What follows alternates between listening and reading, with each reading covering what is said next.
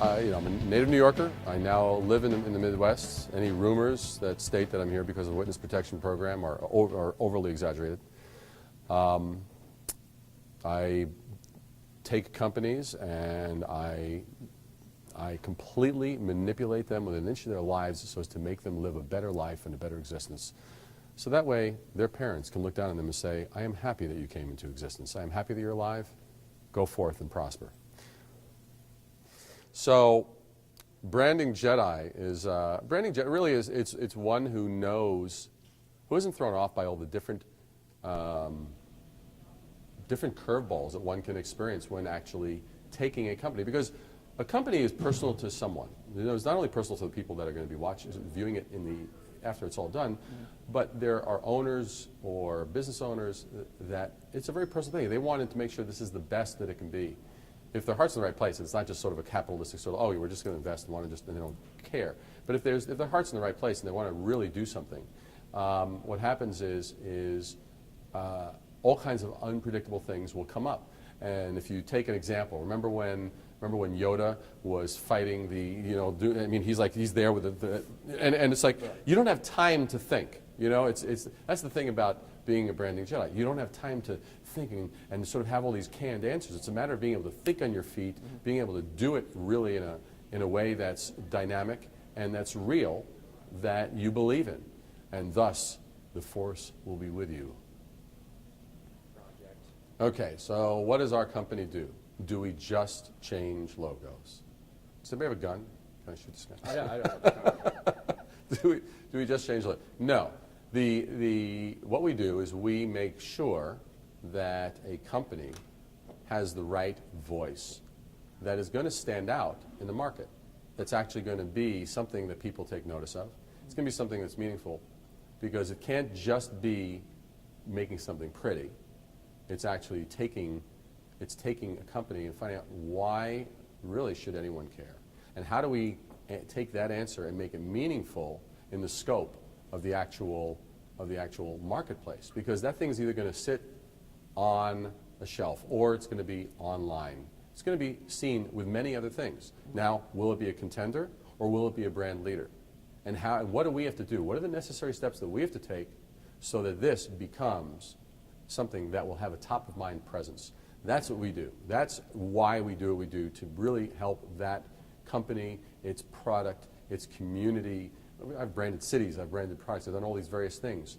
I've branded cultural tours, cultural centers. So there are similar principles that go into each and every one of those exercises. And each one, the end result is, and the final outcome is, something that people care about, something that people notice, something that people remember and get excited about. Well, what I hope that the attendees of today's lecture got out of today was that if you have the passion, if you're willing to look at the way things are, you have to know where you're starting, which is taking a real world look at where are we today, and then knowing where do we want to get to, and really taking the necessary steps to fill that gap. And so what I hope is that today there were some various tools that people got from what we covered today.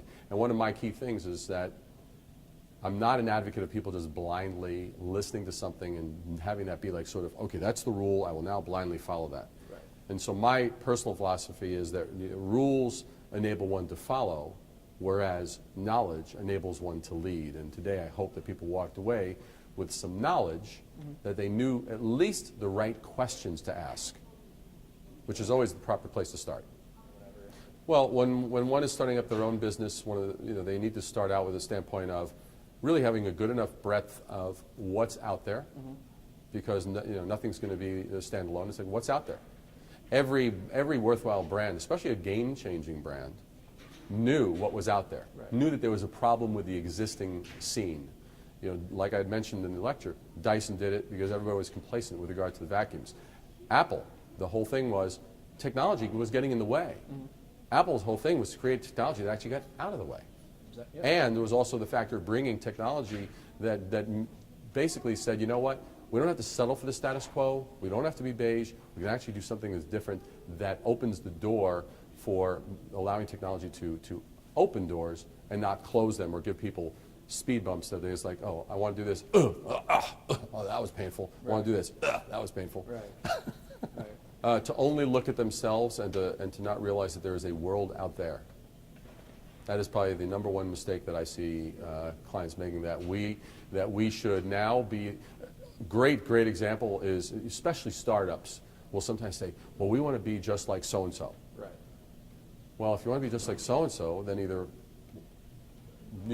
join the company and become an employee of so-and-so. Right. But to be just like so-and-so, that's the number one mistake, because that means you're just now going to be seen as a copycat.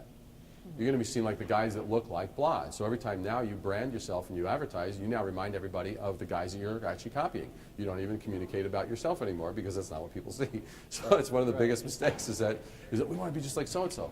Well, the way so-and-so got to be so-and-so was by being different. And so if you just remember that, you'll probably avoid one of the biggest pitfalls that companies make.